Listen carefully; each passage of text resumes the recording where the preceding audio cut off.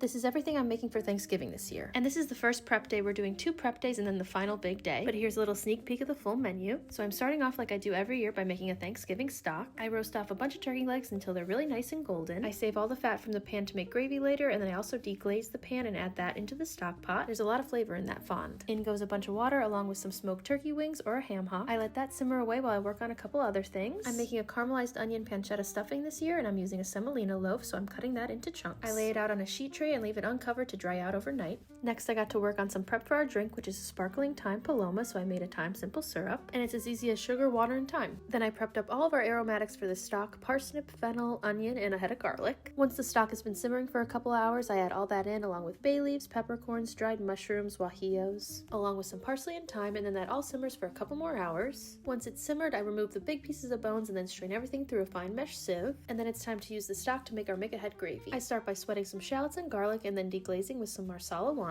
I let that reduce down, and then I make a roux with the drippings from the turkey wings, butter, and flour. In goes our beautiful stock, and then I season it up with salt, pepper, and then some herbs. I let that simmer, and the final touches are some soy sauce and Worcestershire. Everything gets strained out, and that's our make-ahead gravy. And the final part of our prep for the day is dry brining the turkey. I start by grinding up some dried porcinis and black pepper, and then I mix that together with some salt and brown sugar, and that's our dry brine. And I love doing a spatchcock turkey. You can really get the seasoning all over the bird, and it cooks quite evenly. You can spatchcock it yourself or ask your butcher to do it. The turkey goes into the fridge uncovered until we're ready to roast it, and that's a wrap on our first prep day. Day 2 coming tomorrow.